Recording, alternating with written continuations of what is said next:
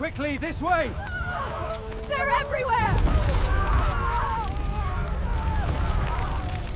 Imagine waking up to the sound of screaming, fire, and steel crashing into wood.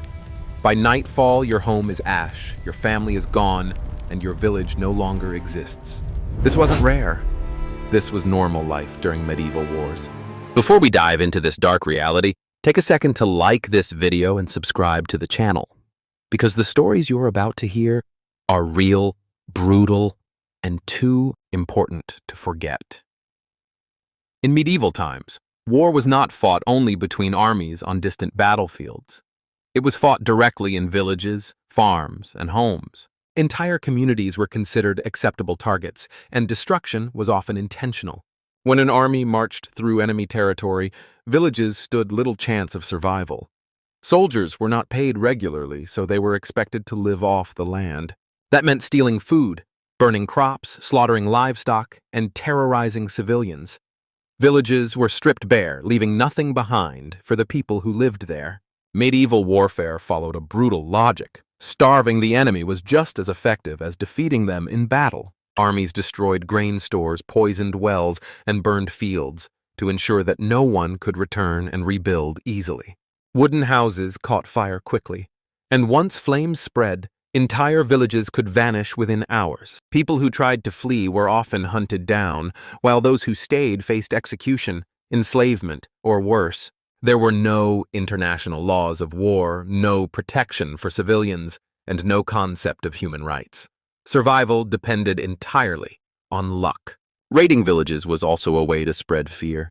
A burned village sent a message to neighboring settlements: submit, or you will be next. This psychological warfare worked effectively, as word traveled fast in a world without mass communication. Many villages were abandoned before armies even arrived, as families fled into forests or mountains, where starvation and exposure often finished what war began.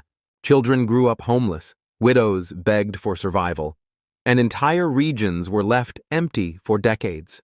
Wars between rival lords, kings, and empires often had little to do with the people who suffered the most. A dispute over land or succession could result in thousands of innocent villagers losing everything. To medieval rulers, villages were resources, not communities. If destroying a village weakened the enemy, it was considered a successful strategy. Over time, this constant destruction reshaped Europe's landscape, leaving scars that would last generations. When a medieval army approached a village, terror spread instantly. Bells rang. Warnings were shouted, and families scrambled to decide whether to flee or hide. But both choices were dangerous. Those who ran risked being caught by cavalry or dying in the wilderness. Those who stayed faced soldiers who saw villagers not as humans, but as obstacles or rewards. Men were often killed on sight, especially if they were old enough to fight. Soldiers feared resistance, so they eliminated it preemptively. Women were frequently assaulted, taken as prisoners, or forced into servitude. Children were kidnapped and sold, raised as laborers, or forced into military service. Entire family lines were erased in a single day. There were no records, no memorials, just silence where life once existed. Looting was systematic. Anything of value was taken: tools, clothing, food, animals. What couldn't be carried was destroyed. Churches were robbed despite being sacred places, and priests were often killed alongside their congregations. Even burial grounds were disturbed, as soldiers searched for hidden valuables. Disease followed armies closely, as bodies rotted in the streets and clean water sources were ruined. Survivors often died weeks later from infection or starvation. For those who lived through an attack, survival was only the beginning of suffering. With homes destroyed and crops burned, famine became inevitable. Medieval winters were unforgiving, and without shelter or food, many survivors froze or starved. Refugees flooded nearby towns, overwhelming already limited resources. Some villages were never rebuilt, their names lost to history, while others re-emerged years later, forever changed by trauma.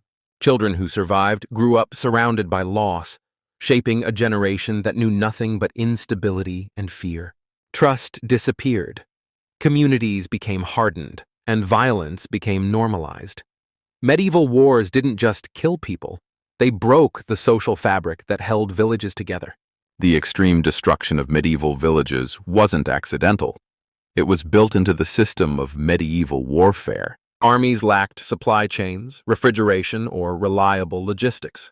Soldiers had to take what they needed directly from the land. Kings and nobles often encouraged pillaging as payment, knowing it kept their armies loyal. As long as soldiers were fed and rewarded, morality didn't matter. Another factor was the constant nature of medieval conflict. Europe was fragmented into countless kingdoms, duchies, and territories, all competing for power. Borders shifted constantly, and villages near frontiers were attacked repeatedly.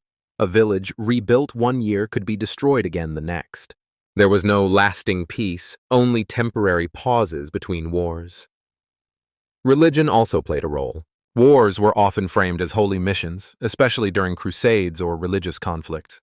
When enemies were labeled as heretics or infidels, violence became justified in the minds of soldiers. Destroying villages wasn't seen as cruelty, it was seen as divine duty. This belief removed any remaining restraint. Technology further increased destruction. Siege weapons, fire arrows, and later gunpowder made it easier to wipe out settlements quickly. Wooden villages stood no chance against organized military forces. Over time, warfare became more efficient at destruction, not protection. In the end, medieval villages were powerless pieces on a violent chessboard. Their destruction fueled economic collapse, population decline, and long-term instability across entire regions. These wars shaped the harsh world medieval people lived in, a world where survival depended not on strength or wisdom, but on whether war passed you by.